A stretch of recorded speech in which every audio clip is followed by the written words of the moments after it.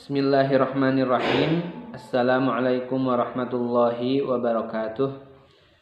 Innal hamdalillah nahmaduhu wa nasta'inuhu wa nastaghfiruh wa na'udzu billahi min syururi anfusina wa min sayyiati a'malina.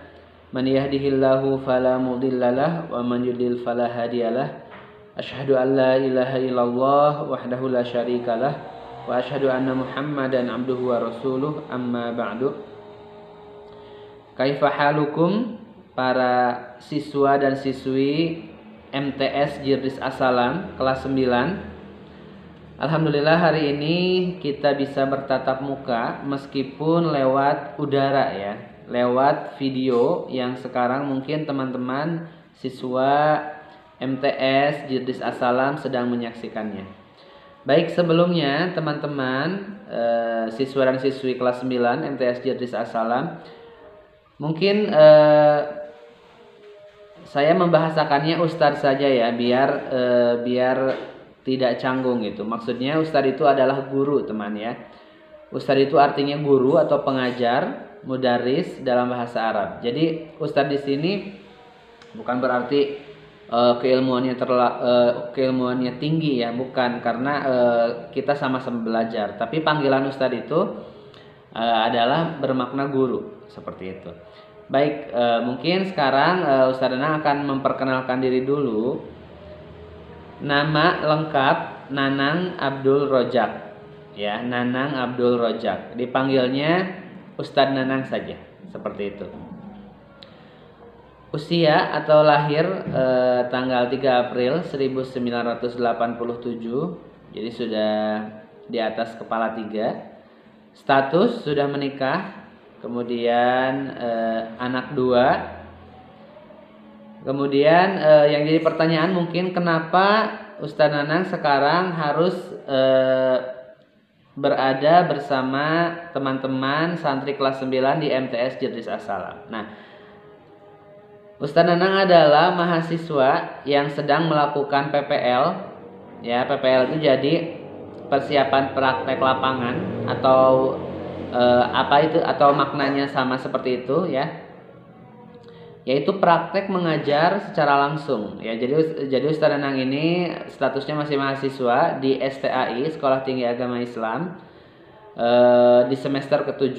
Jadi di semester 7 semua mahasiswa diwajibkan untuk melakukan PPL ya, praktek mengajar di sekolah. Dan MTS Jirdis As-Salam ditunjuk oleh STAI sebagai partner yang mana mahasiswanya harus melakukan PPL di tempat tersebut gitu. Dan alhamdulillah Ustaz Nanang bersama 8 teman yang lain, jadi ada 9 orang ditempatkan untuk PPL-nya di MTS Jirdis As-Salam gitu. Kemudian kesepakatannya alhamdulillah juga Ustaz Nanang ditempatkan di kelas 9 mata pelajaran SKI, Sejarah Kebudayaan Islam.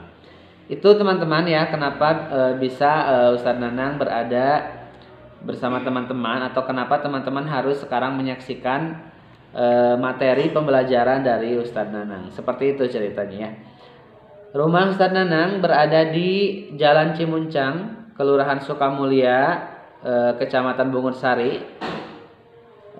Kalau misalnya teman-teman untuk memudahkan itu, ingat saja Transmart ya teman-teman, cari saja Transmart. Nah, Transmart Tasikmalaya, di belakang itu Jalan Cimuncang. Nah, Ustaz Nanang rumahnya di situ. Kemudian Ustaz Nanang juga sudah mengajar teman-teman ya, sudah mengajar sebagai guru SD di SD ITTQ Sunnah Tasikmalaya yang beralamat di Jalan Terusan Paseh BCA Cihideng, Kota Tasikmalaya ya. Jadi di kota, di Mahad ya, di SD As-Sunnah, seperti itu. Jadi teman-teman sebenarnya Ustaz Nanang ini sudah biasa mengajar, tapi mengajarnya anak kecil seperti itu. Anak-anak SD kelas 1, kelas 2, kelas 3 itu. Nah, sekarang sangat senang sekali Ustaz Nanang bisa mencoba sharing ya, atau berbagi ilmu bersama teman-teman siswa dan siswi kelas 9 di MTS Jirdis As-Salam. Baik teman-teman, mungkin waktu Ustaz Nanang tidak lama ya, karena jam pelajarannya cuma setengah jam sekarang ya. Qadarullah teman-teman, harusnya Ustaz Nanang bisa masuk ke kelas, mengajar secara langsung di kelas teman-teman, kelas 9 di MTS Jedris As-Salam. Tetapi karena kondisi ya teman-teman, seperti teman-teman tahu bahwa kondisi di kota Tasikmalaya sekarang memang sedang sangat kurva dari penyebaran virus COVID-19 ini memang sedang meningkat di kota Tasikmalaya ya. Jadi ada beberapa daerah yang memang dinyatakan red zone atau zona merah, sehingga orang-orangnya tidak boleh pergi kemana-mana gitu. Kemudian harus menjaga protap pencegahan COVID seperti mencuci tangan, memakai masker, kemudian tetap di rumah, menjaga kerumunan. Nah, gara-gara hal itu, dikarenakan hal itu, Ustaz Nanang qadarullah tidak bisa bersilaturahmi secara langsung bersama teman-teman kelas 9. Ya. Jadi kita melewati video saja atau secara online pembelajarannya. Tapi tidak mengapa teman-teman, jangan berkecil hati.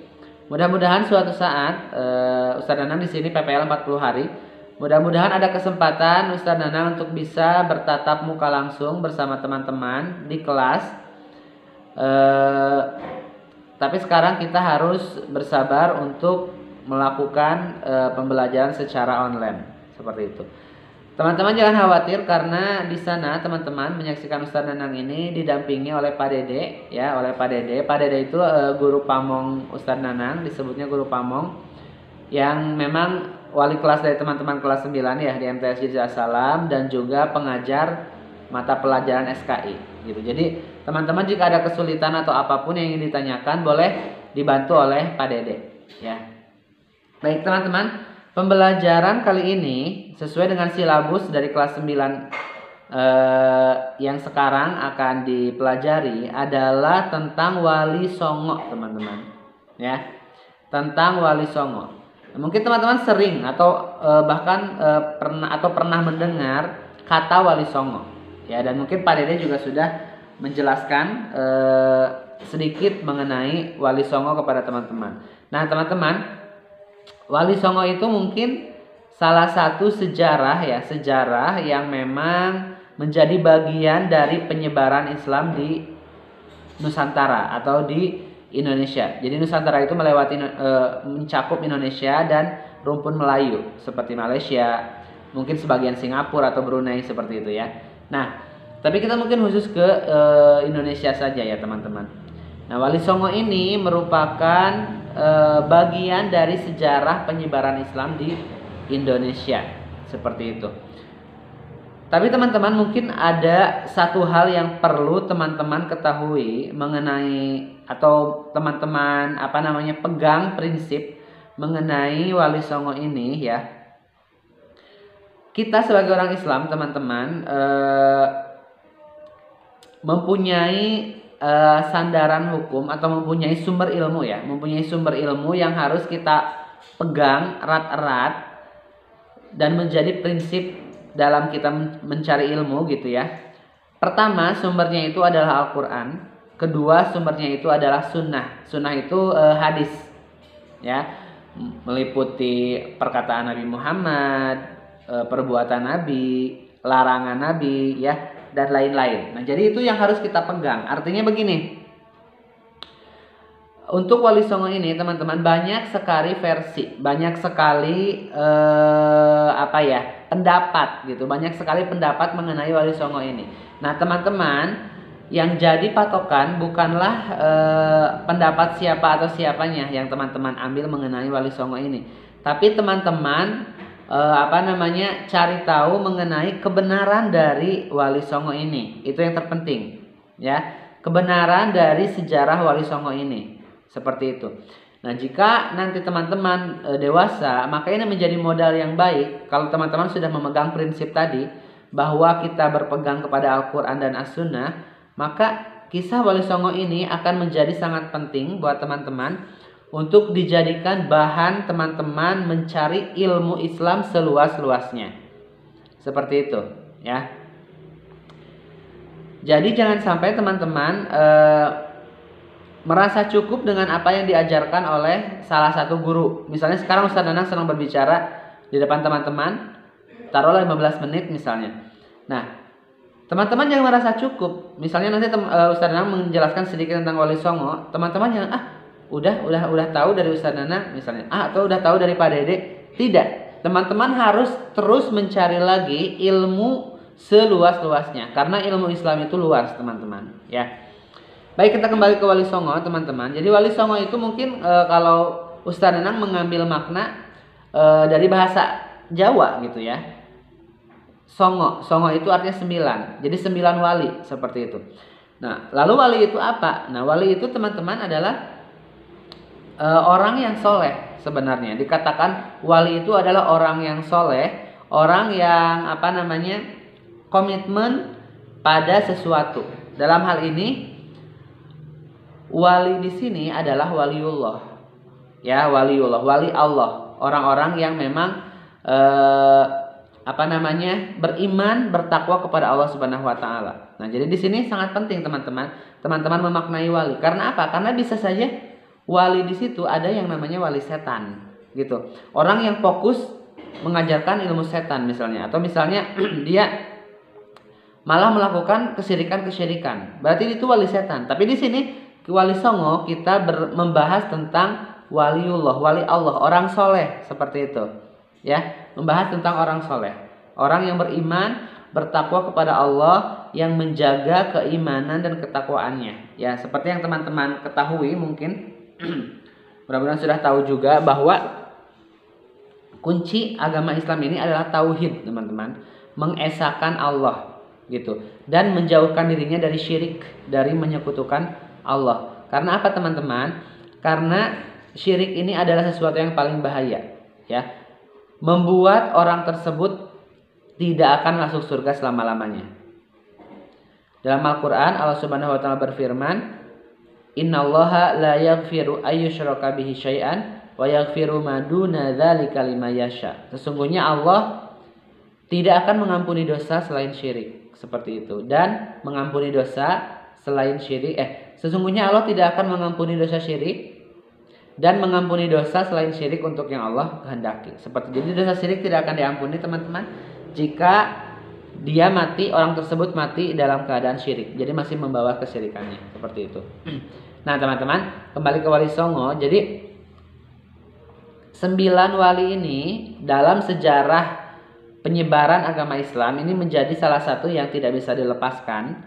Alhasil nanti apakah teman-teman mau percaya atau tidak, karena memang dalam penyebaran agama Islam ini, teman-teman, yang perlu diperhatikan itu adalah sanad. Jadi sanad itu adalah silsilah cerita tersebut benar atau tidak, seperti itu. Nah, kalau dalam hadis memang itu dipelajari sanadnya. Oh, hadis ini sahih, boleh kita ambil. Oh, hadis ini dhaif, tidak boleh kita ambil, gitu ya. Nah, untuk Wali Songo ini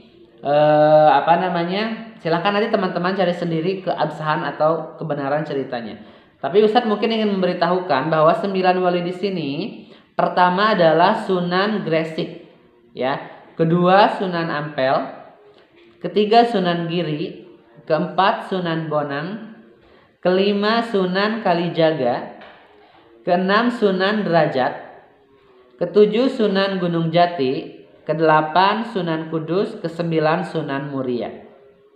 Nah, itulah ke-9 nama Wali Songo yang melekat sekali dengan peredaran atau penyebaran agama Islam di Indonesia.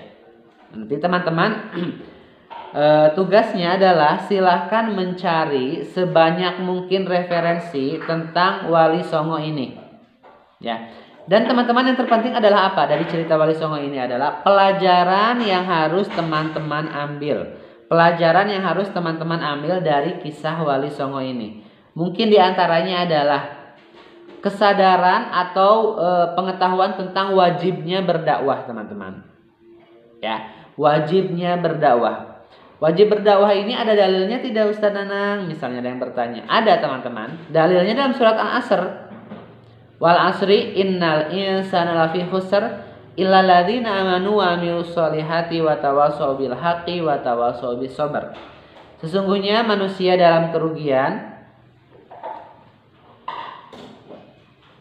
Demi masa sesungguhnya manusia dalam kerugian kecuali orang-orang yang beriman, beramal soleh, dan saling menasehati dalam kesabaran dan dalam kebenaran. Nah itu menasehati di sini itu yang menjadi landasan wajibnya kita berdakwah. Ya, mungkin Wali Songo ini melakukan dakwah juga sama karena menyadari bahwa dakwah itu wajib. Wallahu alam ya. Dengan torikoh-torikoh yang dia tempuh, dan teman-teman pun nanti ketika berdakwah maka harus tahu torikoh yang baik dalam berdakwah. Apakah torikoh ini diperbolehkan? Apakah torikoh itu jalan ya atau cara? Apakah cara berdakwah ini dilarang? Nah, teman-teman harus belajar itu. Nah, itu mungkin pelajaran yang diambil dari kisah Wali Songo ini, teman-teman ya. Pertama, menyadari bahwa berdakwah adalah kewajiban setiap muslim. Kedua, menghayati nilai-nilai yang dilakukan atau nilai-nilai perjuangan yang dilakukan oleh Wali Songo ini. Yakni perjuangan dakwah tersebut. Ya, pastinya dengan amalan-amalan soleh, teman-teman. Dengan amalan-amalan soleh yang dilakukan oleh mereka seperti itu. Karena apa, teman-teman? Nabi Muhammad SAW dalam berdakwah itu tidak mudah. Banyak sekali mendapatkan serangan-serangan dari kaum kafir waktu itu ya. Ada yang bilang gila, ada yang bilang tukang sihir, bahkan ada yang melempari Nabi Muhammad SAW dengan kotoran, teman-teman, atau dengan kotoran ontak seperti itu. Dan itu perjuangan dalam berdakwah Nabi kita, Nabi Muhammad SAW. Nah, mungkin begitu juga yang dilakukan oleh semua orang yang berdakwah, mulai dari para sahabat, tabi'in, tabi'ut tabi'in, imam-imam itu seperti mungkin yang populer kita kenal ada Imam Malik, Imam Hanafi, Imam Hambali gitu ya, Imam Syafi'i seperti itu. Bahkan mungkin Wali Songo ini pun sama, teman-teman, mendapatkan serangan-serangan dakwah ya. Karena orang soleh, orang yang berdakwah itu pasti akan mendapatkan hambatan, ujian dalam dia melakukan dakwahnya. Dan itu yang membuat pahalanya Allah besarkan, kemudian itu yang membuat dia semakin kokoh keimanannya. Dan pastinya Allah tidak akan menyia-nyiakan semua perjuangan itu, teman-teman ya. Baik. Teman-teman, Wali Songo ini itu hidup di sekitar abad ke-14 sampai abad ke-15 ya. Jadi 1400-an sampai 1500-an. Nah, yang pertama yaitu ada Sunan Gresik, itu mungkin sekitar tahun 1419 gitu. Kemudian yang terakhir ada Sunan Muria, beliau wafat kurang lebih sekitar 1568. Jadi kurun waktu 1100 tahunan lah, teman-teman. Kurang lebih kurun waktu 1 abad. Dalam kurun waktu 100 tahunan itu masa hidupnya dari Wali Songo ini, seperti itu. Dan ini wallahu alam ya, karena memang ketika kita berbicara memang harus ada landasan yang kuat. Maka ini Ustaz hanya menceritakan yang berada di buku saja gitu, yang berada di silabus pembelajaran materi. Nanti makanya tadi teman-teman keinginan belajarnya harus muncul agar tetap terus mencari kebenaran mengenai Wali Songo ini gitu ya.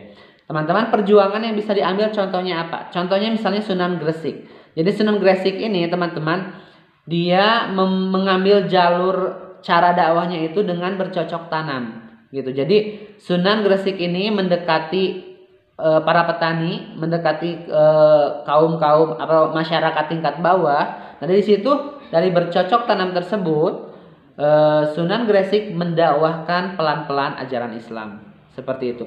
Dan untuk sunan-sunan yang lain, Sunan Ampel, Sunan Bonang, Sunan Kalijaga, Sunan Gunung Jati juga sama mempunyai thariqah dakwah.